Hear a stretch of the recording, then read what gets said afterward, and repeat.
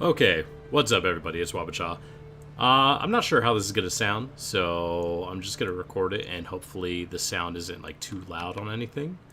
Let's see, let's turn the music down just a little bit. But this is going to be the day one update for the Harness the Void Trapper build that I am playing.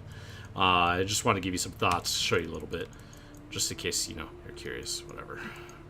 Again, you could catch me on twitch.tv/waba. So honestly, it's been going pretty well. I got the unique wand, Eclipse Solaris. This gives me quite a bit of defenses. I have my Ice Trap 4 linked right now with Cold to Fire, Charge Traps, and Cluster Traps. Charge Traps isn't really necessary. You could use another link. You could use that at Cold.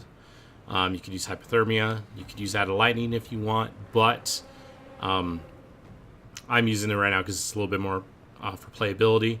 My gear is like really whatever. It's all stuff that I found. But I've been able to do my labs myself and everything. And speaking of labs, I did grab Ghost Dance first to give myself a little bit of survivability. And then I grabbed Harness the Void second, just because I didn't really feel like I would fully benefit from Escape Artist yet. And then Weave the Arcane is not something that I really needed. So, I just dinged 70. It's been a pretty lax day for me, because I went out to eat with my family earlier in the day, did a couple things, and then kind of just took it easy later in the day. But it's going pretty well. The part of the reason why I'm actually using Cold to Fire is specifically because I am using Harness the Void. If I didn't have Harness the Void yet, I probably wouldn't be using Cold to Fire in my gem setup. But again, the goal here is to convert as much as possible that is reasonable, and then to throw a lot of traps to, proc Harness the Void as much as possible. That is exactly why, Architect's Hands are going to be really good whenever I'm able to get them.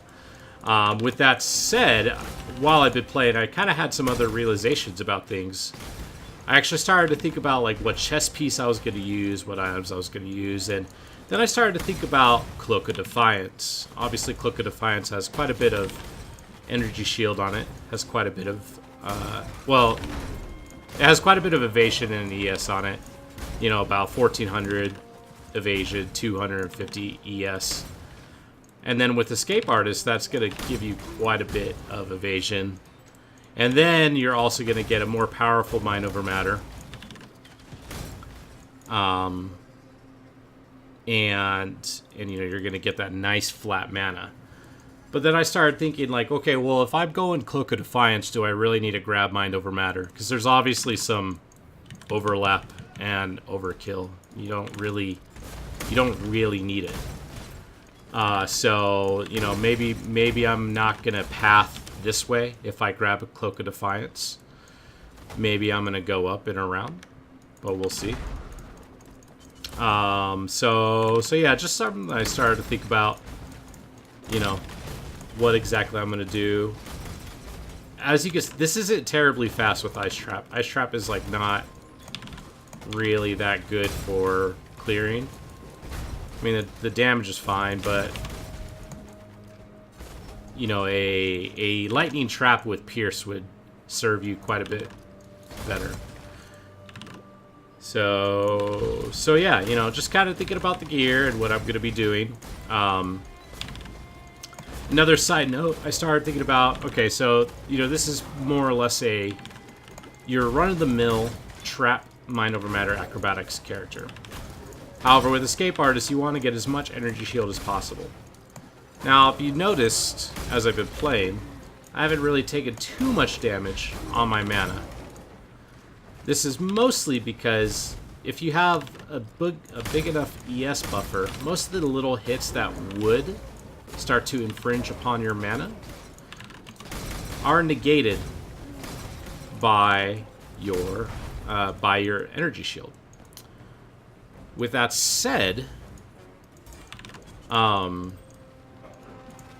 this means I think I could actually go ahead and get away with reserving some of my mana. A lot of mind over matter builds nowadays, you know, do everything they can to not to reserve any mana. They run Essence Worm, they don't run any auras. But if I could manage to get, like, say, 5,000 life, 3,000 ES with acrobatics, and maybe 2,500, you know, I'm already at 1,500 total mana. If I can get up to, like, 2,500 mana, if I could at least reserve half of it, that could be with any number of things that I decide I want to do. Hatred, wrath, discipline, if I mean, I don't think discipline's really worth it, to be honest, but kind of is. It kind of is. It's weird. But maybe even clarity. Because if you're not really going to be taking that much damage because you have so much avoidance, and you have enough ES to cover the small hits that do come through occasionally, then I see no reason to not really, you know, to not reserve any of your mana like you generally would with Mind Over Matter build. Now the last thing. No, not really the last thing, but and again, I want to emphasize this, that you kind of need enough energy shield in order to do this. Like I said, you're probably looking in the 2 to 3k energy shield range. Probably closer to 3k, to be completely obvious or honest. So, and then, you know, with that said, you're still looking at a comfortable 8k effective health pool for certain scenarios. You do have to kind of concern yourself with how you're going to consistently sustain your energy shield, because obviously you're probably not going to be using Zealot's Oath. You're not going to have the, you know, the things that Occultist has, where you could stop your energy shield from not recharging. But, you know, we'll see. We'll see how it works out. So yeah, this is day 1. Got to Blood Ducks, farmed it to 70, took it easy, harnessed the Void, Trickster,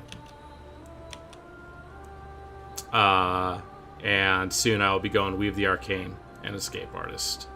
And maybe use it a Cloak of Defiance and change my pathing.